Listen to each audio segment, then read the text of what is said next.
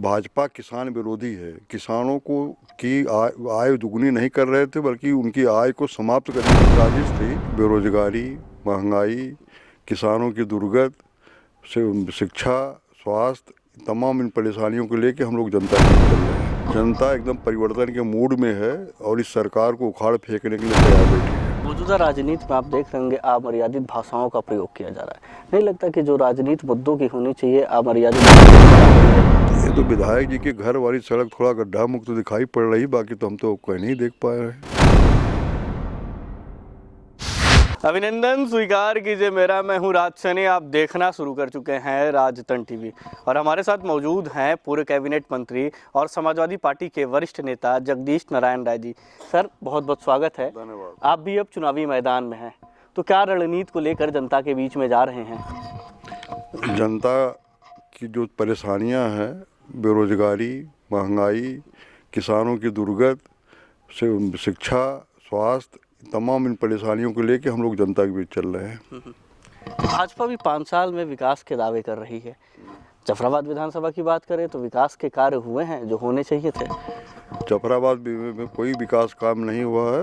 जो पुराने हम लोगों के काम, हम लोगों के ज़माने में या किसी के ज़माने में काम हुआ, उसी को थोड़ा बहुत रिपेयर करा के उसी को अपना उपलब्धि बता रहे हैं।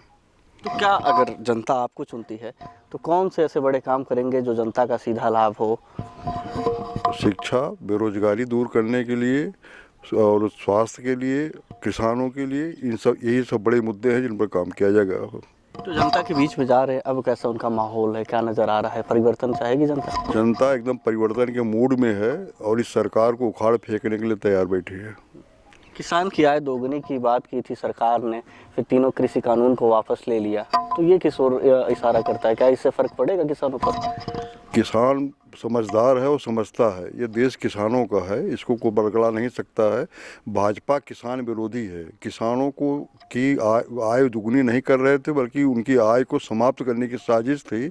उनको उस साजिश को किसानों ने अपने आंदोलन से, समाजवादी पार्टी, अन्य दलों ने उस पर उसका समर्थन करके वापस करने के लिए मजबूर किया था। वो वापस किए हैं। जब उनकी हर चारों तरफ से किरकिरी हुई है तो वो वापस किए हैं और उस कानून को, वह काला कानून देश के लिए कलंक था। मौजूदा राजनीति में आप देख रहे होंगे अमर्यादित भाषाओं का प्रयोग किया जा रहा है। नहीं लगता कि जो राजनीति मुद्दों की होनी चाहिए अमर्यादित भाषाओं पर आ गई है? जिनके पास कहने के लिए कुछ नहीं है, मुद्दा है ही नहीं है, न विकास है, न किसानों की है, न नौजवानों की है, न फैक्ट्री है, न स्वास्थ्य है, तो वो गलत चीज़ें, धर्म और जाति की बात करके, अपनी भाषा, गुंडे और बदमाशों की बात करके एक तरह से उस चीज़ों से दूर भागना चाहते हैं। और इसको बखूबी जनता समझ रही है और खूब तैयार बैठी है उसका जवाब देने के लिए। अयोध्या और काशी के बाद अब मथुरा की बारी है। मंदिर और मस्जिद की बात हो रही है लेकिन विकास की बात नहीं हो रही है। देखिए, ये लोग जाने वाले हैं, अब ये कुछ नहीं कर पाएंगे। आने वाली जो सरकारें हैं, विकास भी होगा, अयोध्या मथुरा भी बनेगा, सारी प्रदेश की व्यवस्था सुदृढ़ होगी, कानून व्यवस्था बनेगा। सबसे बड़ा काम है नौजवानों को रोजगार मिलेगा, सबकी सुरक्षा, सबका सम्मान होगा, बेटियों का सम्मान होगा। जो चीज़ ये लोग ज़िंदगी में नहीं कर पाए हैं और न कर पाएंगे, उन सब चीज़ों की शुरुआत अभी मैनिफेस्टो आने वाला है समाजवादी पार्टी का, उसको देखने से आपको स्पष्ट हो जाएगा। कह तो रहे हैं कि 5 साल में प्रदेश का जितना विकास हुआ आज़ादी के बाद उतना विकास कार्य तो हुआ ही नहीं। वो लोग आज़ादी से उनका कोई मतलब नहीं रहा है। वो कार्यकाल जो 5 साल बता रहे हैं प्रदेश में, वो विकास की चीज़ खाली उनकी ज़बान पर है, कहीं मौके पर दिखाई नहीं पड़ रही है। खुद मुख्यमंत्री जी के ज़िले गोरखपुर में, अभी जौनपुर से अभी कभी गए होंगे गोरखपुर, तो आज तक ये सड़क बनवा नहीं पाए, तो विकास कहाँ हुआ?